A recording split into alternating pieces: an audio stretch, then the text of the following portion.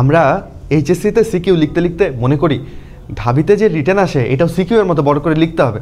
এটা পুরোপুরি একটা ভুল কনসেপ্ট। তুমি সময়ই পাবা না, ট্রাস্ট মি।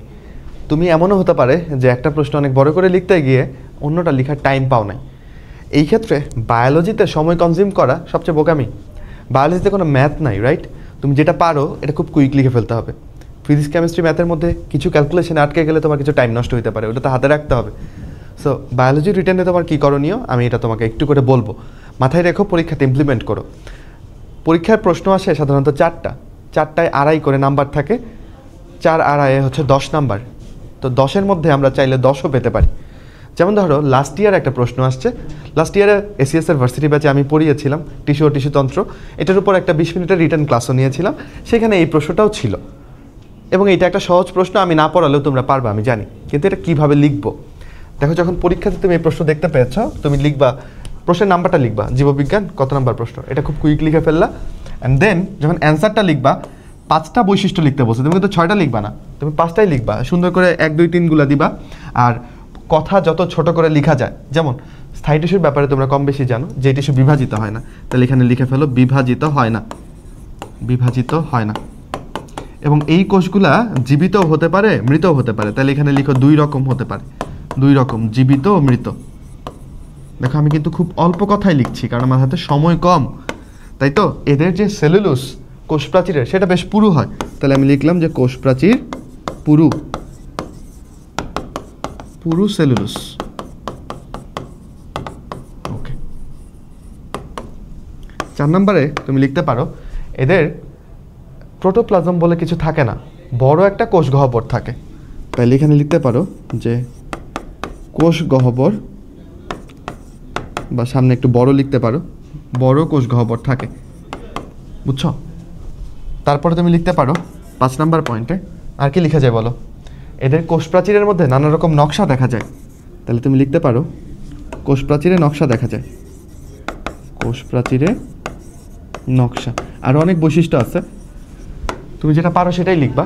বাট এইভাবে যদি 5টা লিখে দিয়ে আসো বেশি সময় কিন্তু লাগবে না। কিন্তু তুমি কত পাবা জানো? 2.5-এ 2.5ই পাবা, বুঝছো? আর যদি তুমি এই লাইনগুলো যে স্থায়ী টিস্যু কখনোই বিভাজিত হয় না এরকম বড় বড় লিখো, স্থায়ী টিস্যু 2 রকম, একটি হলো জীবিত একটা হলো মৃত, এভাবে যদি লিখো তাহলে কিন্তু টাইম অনেক কনজিউম হবে, ওইটার কোনো দরকার নাই, ঠিক আছে? সো টু দ্য পয়েন্টে লিখবা, টিচার দেখেই নাম্বার দিয়ে দিবে, এরকম জানা হয়। তুমি যদি 5টা না পারো 3টা লিখো, তাহলে তুমি আড়াইয়ের মধ্যে কত পাবা? 1.5 পাবা, তাই না?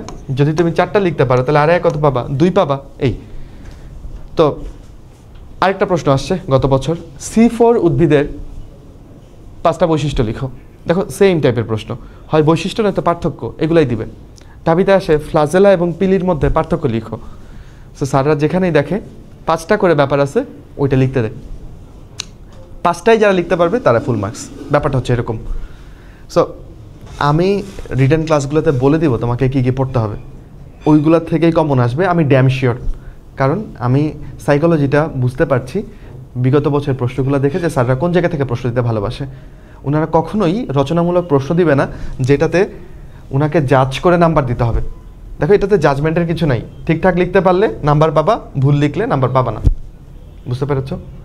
সো আশা করি একটা আইডিয়া পেয়েছো বায়োলজি কীভাবে লিখতে হয়, এবং সেই অনুযায়ী অন্যান্য সাবজেক্টগুলো যত কম কথায় লেখা যায় লেখার চেষ্টা করবা, টাইম বাঁচাবা, ঠিক আছে? নয়তো শেষ করতে পারবা না। সো এরকম আরও যদি তুমি টিপস পেতে চাও যে আসলে কীভাবে ভার্সিটিতে ভালো করা যায়, তুমি আমাকে কমেন্টে জানাতে পারো। আর আমাদের এসিএস ভার্সিটি বায়োলজি কোর্সে জয়েন হয়ে যেতে পারো, সেখানে কিন্তু এমসিকিউ রিটেন সব কিছুই কভার করা হচ্ছে। 25 নম্বরের একদম কমপ্লিট গ্যারান্টি। এখন কতটুকু তুমি নিতে পারছো সেটাই হচ্ছে কথা। আমরা ক্লাস ডিউরেশনও খুব কম রেখেছি, 2 ঘন্টার মধ্যেই ক্লাসগুলো শেষ হয়। সো একটা স্টুডেন্ট যদি রেগুলার ক্লাস করে এবং ক্লাসের মধ্যে কম করে হলেও আমি প্রত্যেক ক্লাসে 50টা করে অবজেক্টিভ সলভ করাই। সো ওইগুলো যদি সলভ করে দেখা যাবে এখান থেকে অনেক কিছু কমন চলে আসছে। তো আমরা চাই শেষটা ভালো হোক আমাদের, তাই তোমরা পড়াশোনায় থেকো, ভালো থেকো, সুস্থ থেকো। আবার দেখা হবে। আসসালামু আলাইকুম।